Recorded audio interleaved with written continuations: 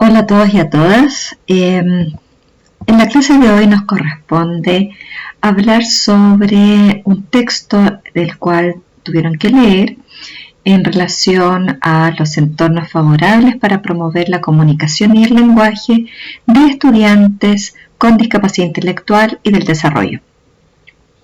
Entonces vamos ahora, durante esta clase, a hablar, a conversar sobre qué es lo que propone este texto de acuerdo a sus autores. Habla básicamente de, cuando se habla de los entornos favorables para promover la comunicación desde una perspectiva sociointeractiva. Es decir, acá nos enfocamos a la importancia del entorno, la importancia de la interacción y como facilitadores los niños y adultos de la adquisición de las habilidades comunicativas y lingüísticas, es decir, en términos generales, cuáles son las variables o cómo las variables sociales, económicas y culturales moldean el lenguaje infantil, ya donde hay una importante interacción entre la genética y el ambiente que moldea el desarrollo infantil. Habla básicamente del complejo dinámico que interactúa en estos diversos dominios. Todo esto desde una perspectiva psicológica, psicobiológica y ecológica, y que enfatiza la compleja interacción entre los factores biológicos y ambientales. Los factores ambientales se refiere a la condición socioeconómica de la familia y a la forma de interactuar entre los miembros de la familia. Obviamente, y lo que sabemos y de acuerdo a la experiencia, es que las familias con desventajas sociales y económicas están en mayor riesgo de desarrollar problemas físicos y psicológicos, donde podemos observar mayor dificultades en la salud mental, donde aparecen o se visibilizan las dificultades cognitivas y los desajustes en habilidades cognitivas, sociales y escolares.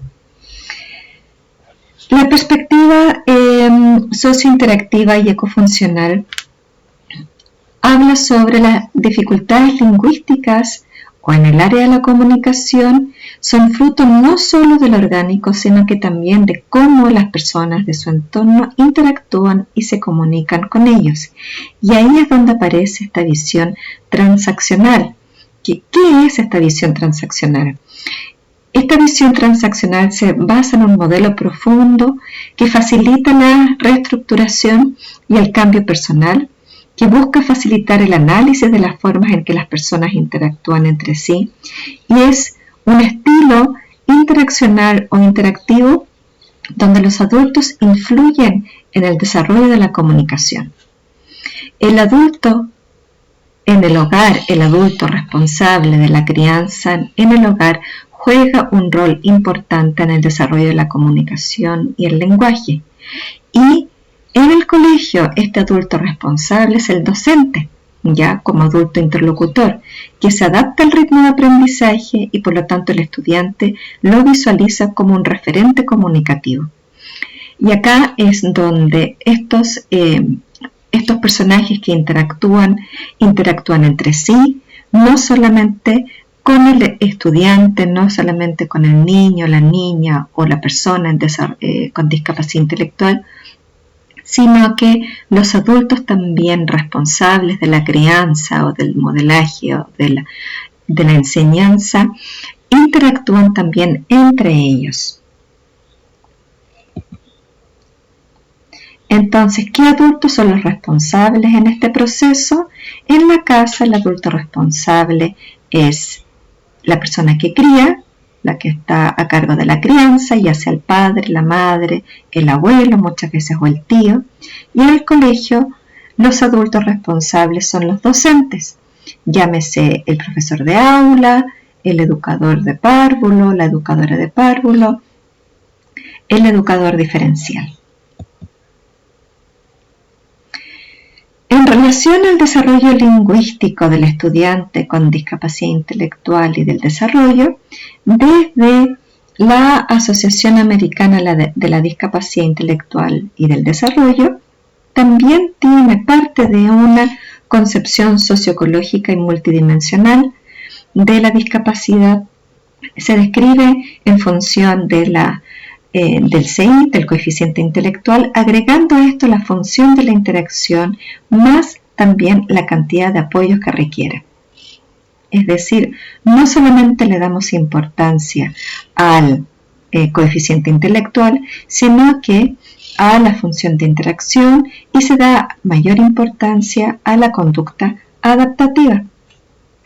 Es decir, los factores o las conductas relacionadas con lo conceptual, que se relaciona con las habilidades cognitivas, de comunicación y académicas, no solamente con las habilidades sociales y tampoco con la práctica, habilidad de la vida independiente, capacidades físicas, actividad profesional y de la vida diaria. Es decir, como dije, no solamente se le da importancia al coeficiente intelectual, sino que a todas las habilidades relacionadas con la conducta adaptativa, conceptual, social y práctica. En relación a el lenguaje propiamente tal, no podemos generalizar las características del lenguaje, es decir, no todas las personas con discapacidad intelectual del desarrollo tienen las mismas características de su lenguaje, no es homogéneo, y todo esto lo tenemos que visualizar desde un contexto de modo bidireccional, donde hay alteraciones evidentemente en el habla, en especial si es que existen malformaciones de los órganos fonoarticulatorios. Muchas veces también se ve alterada la voz, hipernasalidades o hiponasalidades producto de estas mismas alteraciones en los órganos o malformaciones en los órganos fonoarticulatorios. Hay un léxico pobre, es decir, el vocabulario está disminuido, esto es en términos generales. Hay un uso frecuente de la sobreextensión, que está graficado acá por ejemplo, le dice wow o le dice perro a todos los animales. Hay una baja longitud media de enunciados, es decir, aquí longitud media de enunciados, es decir, que las estructuras, los enunciados tienen menos elementos en sus oraciones. Hay ausencia de nexos, de unión y de artículos. No podemos hablar entonces de unas características comunicativas y lingüísticas homogéneas, y además siempre se debe considerar lo que dije, el contexto bidireccional. Ahora, ¿cuáles son los entornos que favorecen el desarrollo de la comunicación y el lenguaje?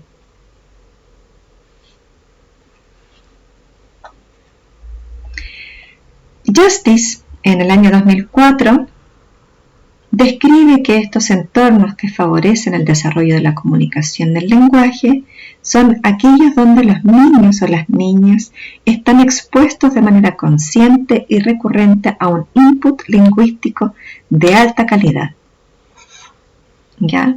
Es decir, acá podemos graficar, son entornos donde están los espacios para que los estudiantes se desenvuelvan en un entorno enriquecido lingüísticamente, donde hay libros, donde hay carteles, donde hay lugares armoniosos para el desarrollo del lenguaje. Hay 5 elementos claves en estos entornos que favorecen el desarrollo del lenguaje. La exposición, por ejemplo, donde se estimula la escucha activa de parte de los estudiantes. La concienciación, es decir, los docentes están conscientes de su rol de promotores del desarrollo del lenguaje. La recurrencia, donde hay repetición de acciones, donde además se estimula la anticipación, es decir, existe una rutina establecida en que los estudiantes aprenden a anticipar las actividades. Hay un input de alta calidad, un lenguaje rico y diverso en cuanto a forma, contenido y uso, y la capacidad de respuesta de los docentes es asertiva.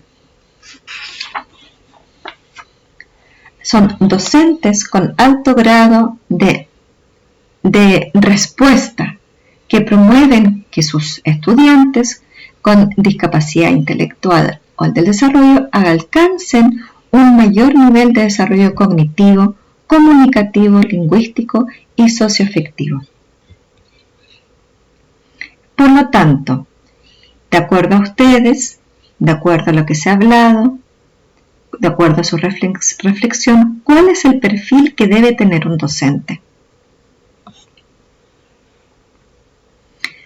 Un docente, como dije, que promueva, que sea asertivo, que responda a las demandas de los estudiantes desde lo lingüístico y comunicativo, que tenga las habilidades, que se vaya formando constantemente en su especialidad, donde entregue apoyo interactivo, donde hay apoyo social, emocional, donde sigue los planes curriculares estimulando el lenguaje, que promueva ambientes de aprendizaje, donde el rol del educador es promover el desarrollo del lenguaje, donde se centran además en evaluar, en considerar espacios, actividades, materiales de interacción y estructura en su sala de clases. Hay 12 pasos para crear ambientes enriquecidos en el lenguaje. ¿Cuáles son estos 12 pasos? Fomentar la lectura todos los días, tener una pared de palabras, por ejemplo, con categorías semánticas o palabras nuevas que vayan surgiendo a lo largo del día, tarjeteros con palabras también importantes dentro del contexto o dentro de el área que se está trabajando, crear librería de aula con libros que son de interés para los estudiantes, poner vocabulario en lugares inesperados, por ejemplo, arriba de la puerta, con mensajes interesantes, leer para motivar y también lo mismo para escribir, jugar con las palabras, inventar palabras nuevas o inventar palabras que no existen, buscar otras palabras para decir cosas viejas o palabras que dejaron de usarse, motivar para realizar conversaciones diarias, hablar como adulto, no infantilizar el lenguaje y en esto también involucrar a los padres o al adulto o persona responsable. Entonces, ¿cómo diseñamos entornos favorables para la comunicación y el lenguaje? Hay 4 estrategias. Por un lado, es compartir una perspectiva teórico socio-interactiva, es decir, son las propias creencias del profesor que se ven involucrados acá. Dar la importancia a la interacción, trabajar de manera colaborativa, enmarcar en la teoría sociointeraccionista o ecofuncional de Bronfenbrenner y socioconstructivista también. La segunda estrategia, organización de un contexto, exposición a experiencias lingüísticas diversas en forma, contenido y uso. Espacios de trabajo abiertos donde se diferencian espacios de trabajo variados. Acceso autónomo a los materiales, es decir, que todo esté al alcance del niño y niña si estamos hablando en educación parvularia. Acceso a trabajos o diferencias en grupos, trabajar en distintos grupos. Eso se refiere al contexto. Número 3. Diseño instruccional o plan individual. Especificar objetivos a trabajar, partiendo con pocos objetivos y evaluando los procesos y marcar una hoja de ruta que ayuda también a la anticipación y al orden. Y la cuarta estrategia es evitar el uso de un estilo interactivo directivo. Promover, es decir, el uso de un estilo comunicativo o facilitador entre docentes y estudiantes. Evitar, en este caso, el infantilismo, las preguntas cerradas. Debe haber un estilo comunicativo facilitador para estimular el papel interactivo, activo del estudiante. Usar pausas, imitaciones, sobreinterpretaciones, repeticiones, expansiones, clasificaciones, preguntas abiertas. Y esto también sirve para estudiantes que usan el sistema adaptativo aumentativo de la comunicación. Muchas gracias.